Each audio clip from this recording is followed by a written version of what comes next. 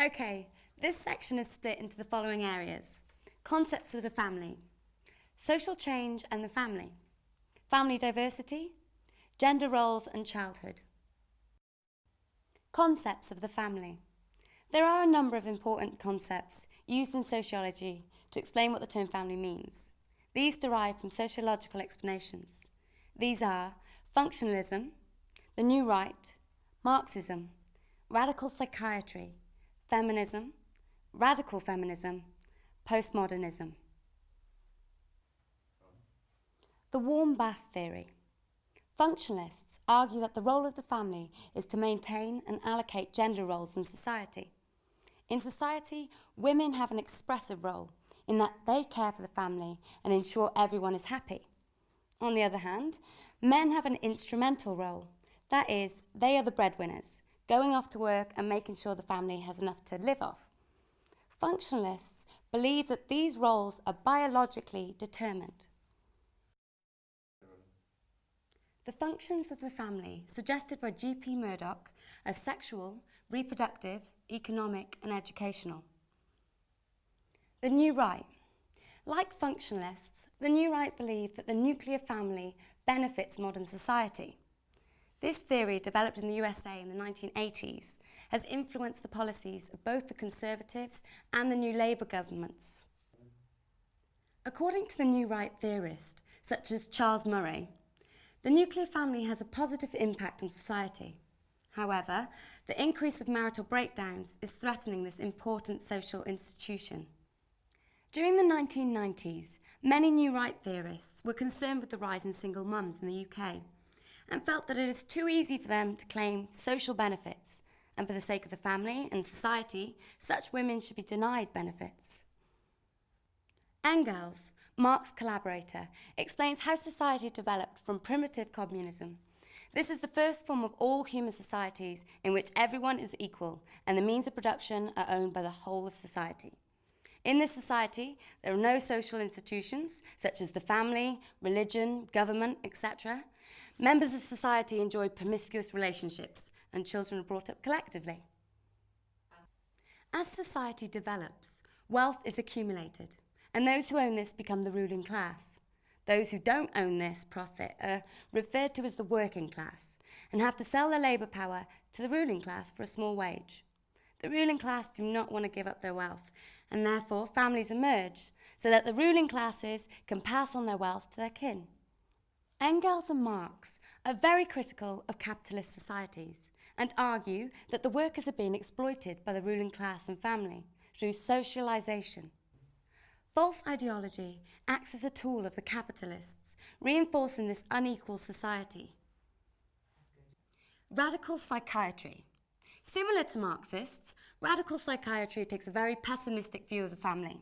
For example, Edmund Leach, in The Runaway World, suggested the following. In today's modern world, the nuclear family has become isolated from the community.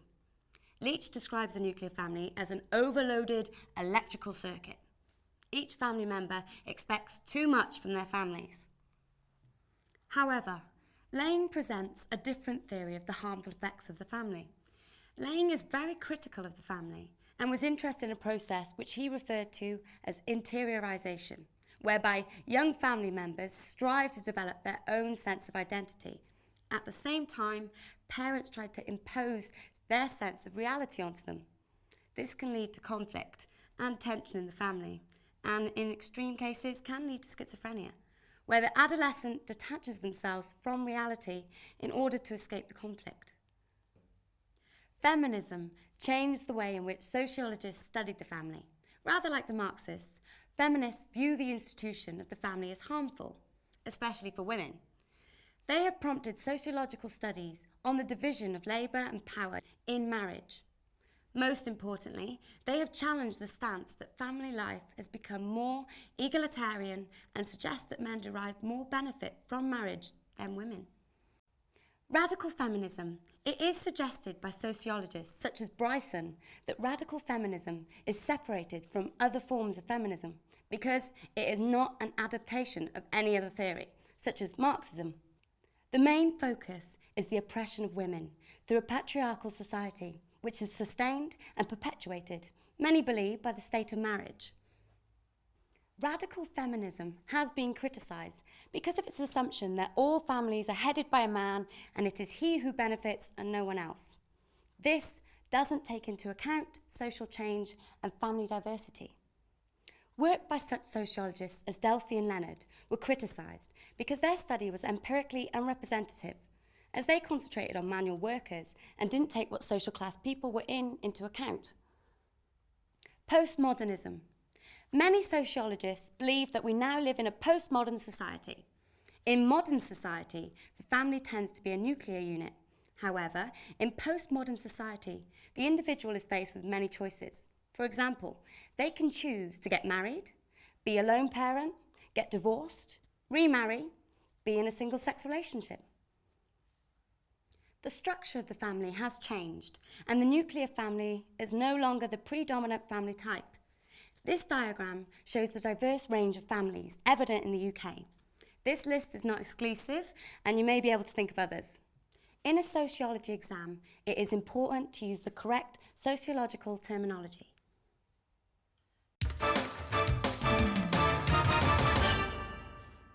Going live in 5, 4, 3. Good evening, and welcome to the Family News, today with me, Ria Jarman. Today we look at the changing structure of the family.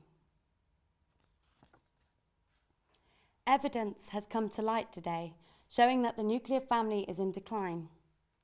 There was a total of 263,515 marriages in England and Wales in 1999. This is 1.4% fewer than the previous year and 24% less than in 1989. In the UK, marriages peaked in 1972 when 426,241 took place. Since then, there has been a gradual decline. Britain now has the second highest divorce rate in Europe after Denmark. A number of explanations have been given to account for the changes in family structures in the UK. Firstly, changes in divorce legislations in 1971 meant that couples could end a marriage easier than in the past. Also, more couples today choose to live together without getting married. Thirdly, there has been a rapid rise in the number of people living by themselves. Many women are now choosing a career before they start a family. Stacey argues that we now live in a postmodern society, which gives greater freedom to individuals to choose what type of family they want. That's all for now. It's goodbye from me, Ria Jarman. Good night. The concept of childhood has changed over time. This is clearly shown by the representation of childhood depicted by art and literature throughout the ages.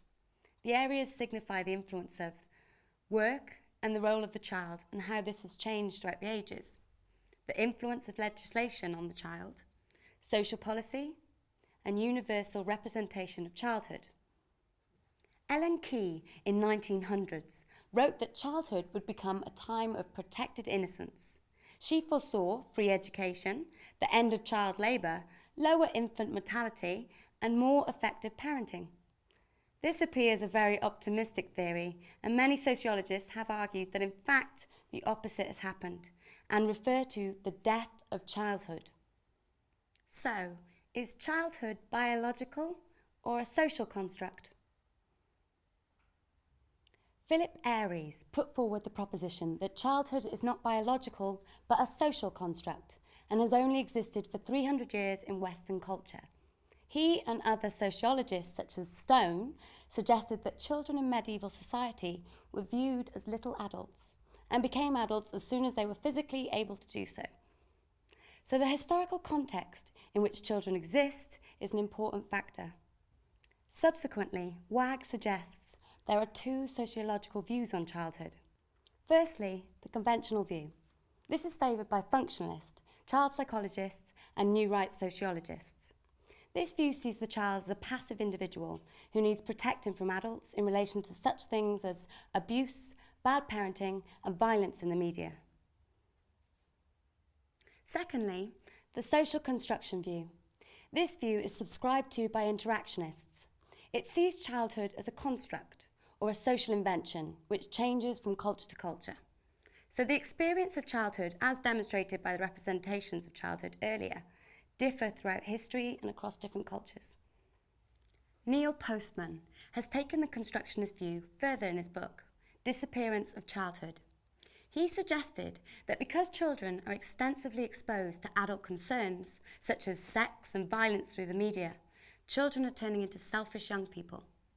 Postman suggests that the values and behaviour of children are indistinguishable from adults, and exposure to such adult content takes away what was special about being a child.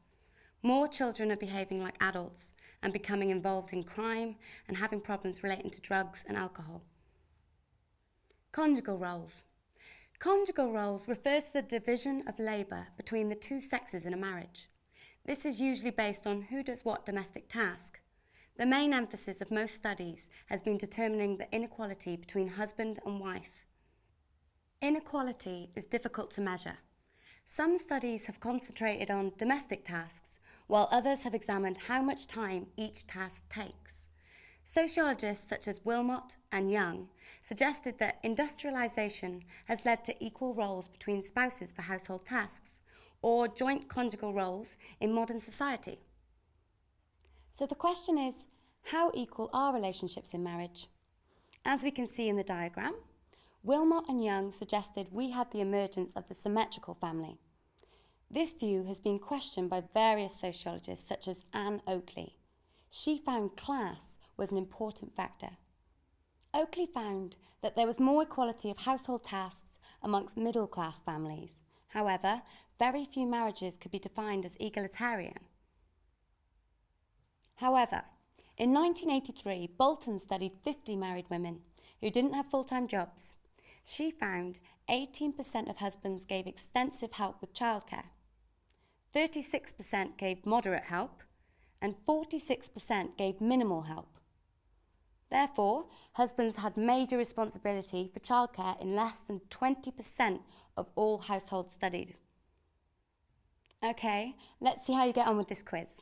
Remember, if you don't get everything right, just do it again.